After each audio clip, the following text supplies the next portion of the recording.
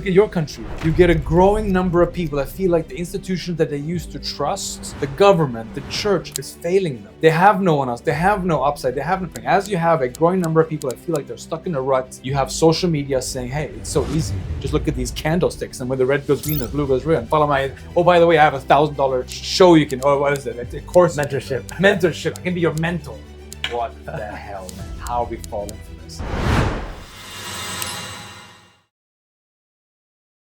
How's it going? It's going good. Tail end of a very busy day, I bet. Of course. You like my radio voice? Suddenly it became very high-pitched. I know. You should become the host. I should become the guest. Today we have a Hunter from America. Yeah. But don't hold that against him. So Sina, Tell me. we met at a crypto expo before. Now we're at a Forex expo. Yes. What business and what attentions brings you here? The reason I'm here officially, obviously, is that I, 5 years ago, kind of bored during COVID, where I had made enough banana bread and seen everything on Netflix. The Tiger King, remember that? Tiger King? Yeah. What a year that was. I thought, okay. Nostalgia, man. What happened to that guy? Did he die? I heard he went. I don't know. Did he go I'm to jail? not gonna say anything, but either he got attacked by a tiger or That would have been the ultimate shot. crime, huh? Jail. He's in That's jail. what I thought. Jail. Okay, he's in jail. Well, Yeah. I don't know. Anyway, so you watch him, you were inspired. I met my now business partner, and he was like, "Hey, I'm a compliance officer," and people think compliance that's kind of boring, and it kind of is. But it was during COVID, and I knew a little bit about compliance because my life has been primarily investigating bad guys. And what does that mean? It means everybody from like your Bernie Madoffs to your Forex brokers that collude to white collar criminals that do stuff that they shouldn't be doing, ultimately get caught one way or another. Either they volunteer themselves or the regulator comes after him. I was the guy that were sent in to investigate this guy. So I knew a few things about KYC from a regulatory perspective, and he knew a few things. And we thought, okay, the pandemic is here. Why don't we do something while we wait it out? And we built this little business that helps companies with their KYC. And coming from it from a perspective of, okay, I know when things go wrong, and coming from it from a perspective of, I know this is boring. Like up front, I'm like, I know this is boring and you're probably going to die. So let's make it a bit more interesting. Let's put the fun back in compliance, if that's even a thing. How do you put the fun back into compliance? How do you put fun back in? Jesus, man. How do you do that? I don't know.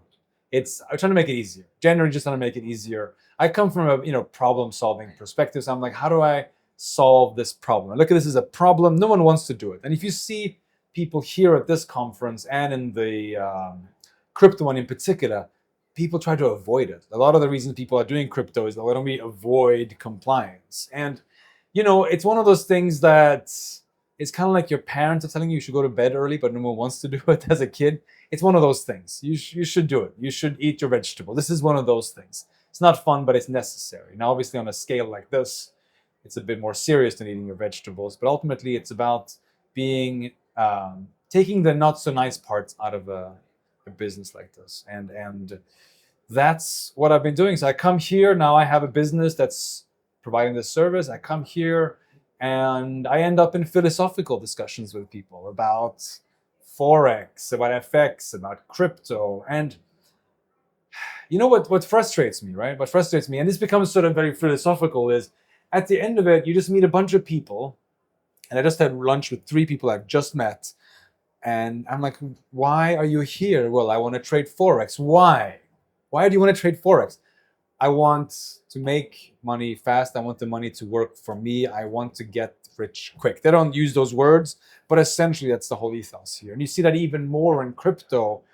And you think that's a bit wild. And then you come to an event and you meet people that are at stands that are for influencers. It's not for the technology of FX, or it's for influencers. Here's a platform. If you're an influencer, hey, you can make some money. Not under the table, but like you make money if you bring people in there. And you realize, but IBs are like, okay, that seems somewhat legitimate. Influencers are legitimately, hey, I have 1 million followers on TikTok. I'm going to promote your platform and get a cut out of it. I won't mention the cut to anybody, but hey, I'm going to promote it. And you realize this whole thing, it's a ruse.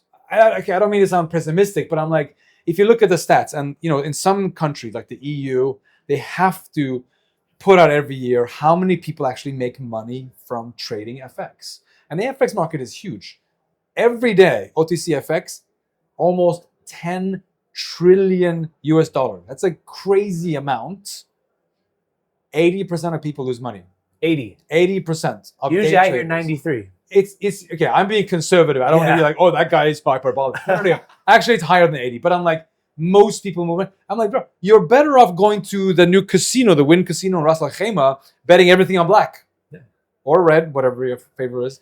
But people don't do it. They want to get rich because this person on Instagram. And I see you just interviewed some sort of influencer, and he's walking around with his slick. I don't want to call him out. I don't know the guy. Hey, I have slick back hair. I have slick back hair too. But I'm saying that guy shows up. And you can see him fronting. Again, I don't know who he is. I'm really sorry. I'm sure he's a nice guy. He's wearing a fake Laura Piana t-shirt because that's what the guy's in all-in wear.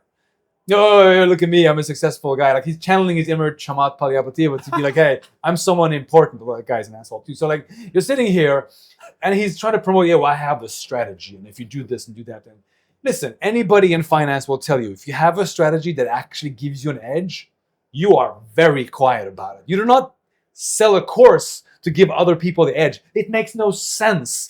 Do you think Schumacher sits and, hey, I can teach you how to drive? No. He keeps it quiet. That's how you win, especially in a market that's an FX market, that's a global market. You keep these things to yourself. So anybody who's selling these courses, they're the shovel sellers in the gold rush. They're going to make money, but not their strategy. You're not going to make money. And that's the reality no one wants to face, because what am I telling you? You're never going to be a millionaire in the easy way. You may go and do this thing that's going to take you 5-10 years, and maybe you'll become wealthy financially. But this is a ruse. And it's frustrating, because you come here and you think these people, and they're good people, and they may be smart, and they have passions. But in the end, they're chasing this dream that's been peddled to them by people with slick black hair and fake t-shirts, promoting a lifestyle that isn't real.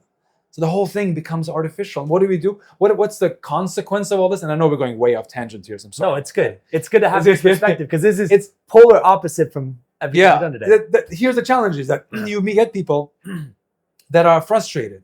And you look at your country, you get a growing number of people that feel like the institutions that they used to trust, the government, the church, is failing them. They have no one else. They have no upside. And as this is happening, as you have a growing number of people that feel like they're stuck in a rut, you have social media saying, hey, it's so easy. Just look at these candlesticks, and when the red goes green and the blue goes red, and follow my, oh, by the way, I have $1,000 show you can, or what is it? A course. Mentorship. I can be your mentor. What the hell, man? How are we falling for this?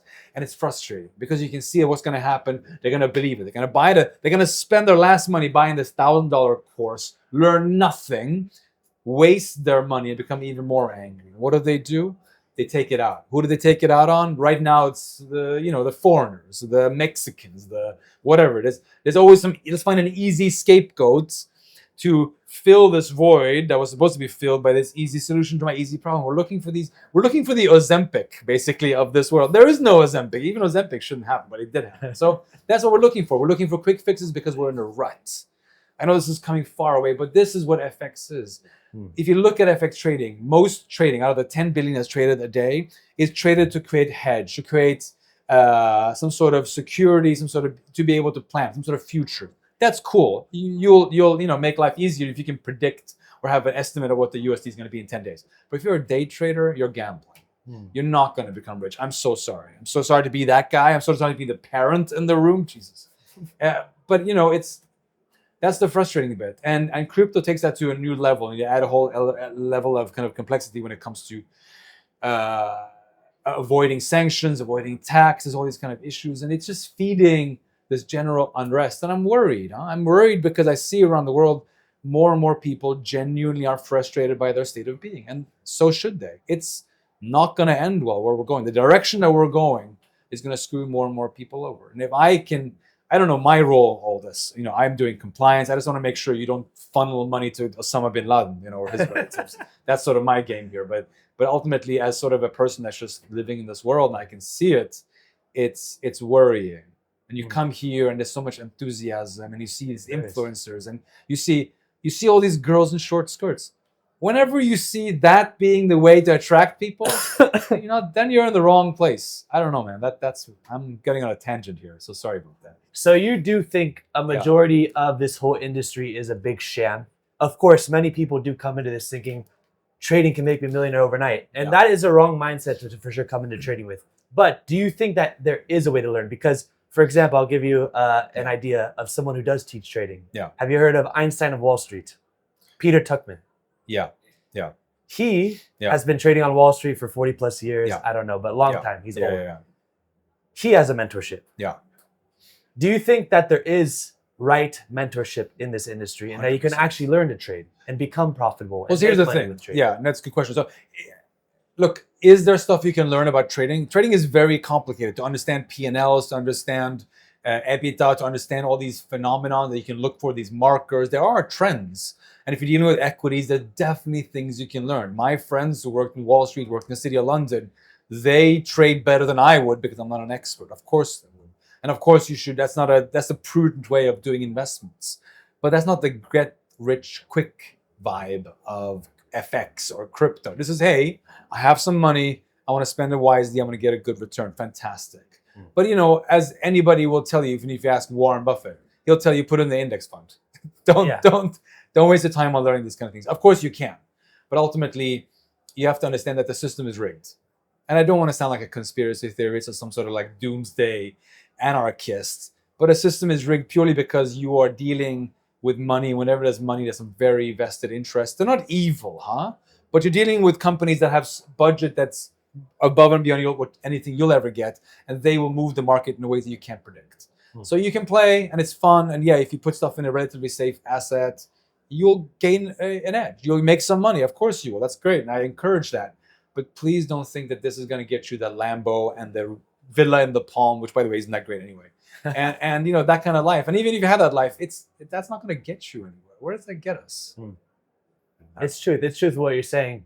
So, sorry. The big question I have for you: moral. Are you a trader? Am I a trader? No, I don't. Do you trade? I have traded once in a while. I wouldn't call myself a trader at all. Do I have an account with these trading shops? Yes. Do I have a crypto account? Yes. Am I a trader? No. I dabble kind of for fun. I treat it as the same way you treat a casino. Maybe it works, maybe it doesn't. If I lose everything, I'm not going to lose sleep over. It's the obsessiveness. It's the dreaming. It's the putting my eggs in this basket. So if you're a trader, fantastic. It's good if you have some spare monies. It's a good way of making the money work for you. But you have to be a little bit real with all this. You have to look at the fundamentals and look at the actual stats, and that's saying you will make a single-digit % a year, maybe double if you got lucky and invested in Nvidia before the AI boom. Fantastic, that's great. I'm good for you, but acknowledge that was kind of lucky. That's part of the deal. I really wish we could continue this podcast for much longer, but one question I want to have, final question I want to have for you is that there's many Forex brokers here, probably hundreds. What is the biggest, I guess, sham that you see with these Forex brokers that you can expose? If you can. Look, for Forex broking, what are they promising you, right? You can look at them. Some of these guys are very technical. Hey, we have a slightly better edge. We're closer to the central. We can give you better rates, whatever. That's fine. That's great. Whenever they start trying to, promote gold bars and do you see this guy with like 2 hypercars? Whenever they start looking at those kind of things, you got to stop and think, wait a minute, what are they actually promoting here? What am I buying into? The hype or the thing, the product? That's a way of measuring it. It's not a perfect measure. And most of these guys are not bad people, huh? But they're taking advantage of a vulnerable and slightly undereducated populace. So my advice to anybody is just learn. And don't learn from influencers. Freaking go to a library. Or go to a library. Go to Wikipedia, whatever the Gen Z version of libraries is. YouTube. It's YouTube. YouTube. Yeah. But if someone's selling you something, they're not teaching you something. They're selling something. Separate those guys.